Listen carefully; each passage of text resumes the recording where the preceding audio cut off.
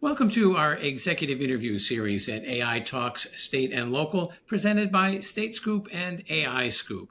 I'm Wyatt Kash, and we're here with Jared Coyle, Chief AI Officer for SAP Americas. Jared, thank you so much for joining us. Thank you, Wyatt, for having me. I'm excited to be here. I'd like to start by getting your perceptions about how is automation helping state and local governments deliver more personalized and efficient constituent services?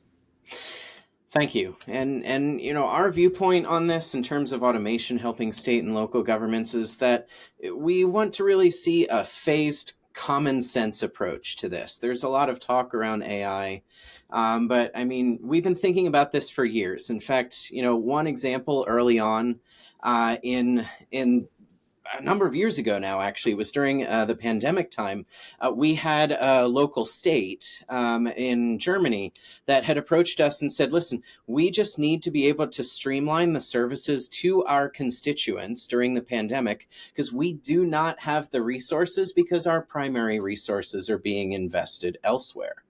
They knew that they needed to, address for them about 760,000 inquiries in a given month. And so how are they going to do this? How are they going to answer all of those questions? How are they going to make sure that they just categorize and understand the questions from their constituencies because they were required to respond to every single one within a few days? And so it was really critical to figure out, okay, how do we add that additional level of efficiency? And so we introduced AI.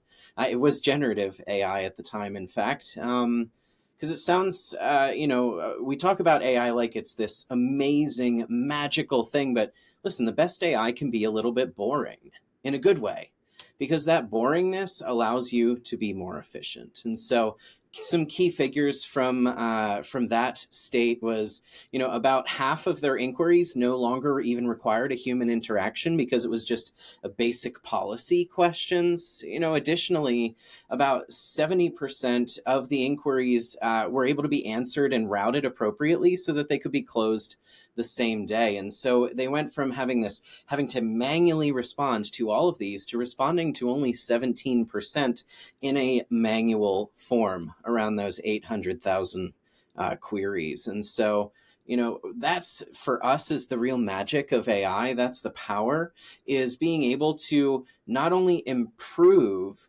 the citizen experience, but also be able to just provide the information that is public, that everyone should be able to have.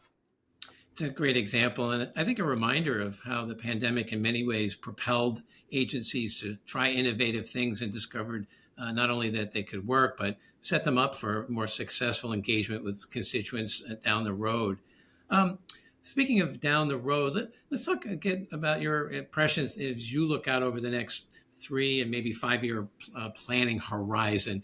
What emerging technology initiatives do you think will most transform how state and local governments operate and engage with their constituents? So, it's wild to think that 3 years ago, we were just seeing the advent of generative AI in the public space. And so as we start to think about, what does this mean in the next 3 years? 3 years, 5 years is an eternity right now in AI in terms of how it is evolving and growing going forward. And so the approach that we want to have is very intentional, starting with the basic automation, but then taking it into an additional phase.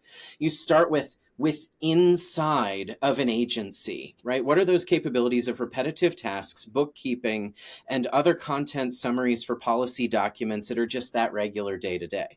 But once you move past that and you go to the future, you end up into these intra-agency agentic capabilities. Financial compliance and grant management is an example, process routing for the ability to have joint and interagency, let's say, inventory management and supply chain processes, and recruitment cross, interagency. We see a lot of interagency recruitment requests as well. And so we see that as kind of that midterm phase. And then that longer term phase is true grounded policy advocates in terms of, grounded automations that allow for adherence to, let's say, U.S. federal policy in line with, additional other policies, and then the ability to do advanced planning and predictive scenarios against the regular, let's say, everything from a traditional permitting process through to disaster response and recovery scenarios, which obviously require a lot more kind of nuance and human input as of today. Terrific. All great points. And it is exciting to see just how quickly some of these capabilities are enabling agencies, particularly at a time when they really need them.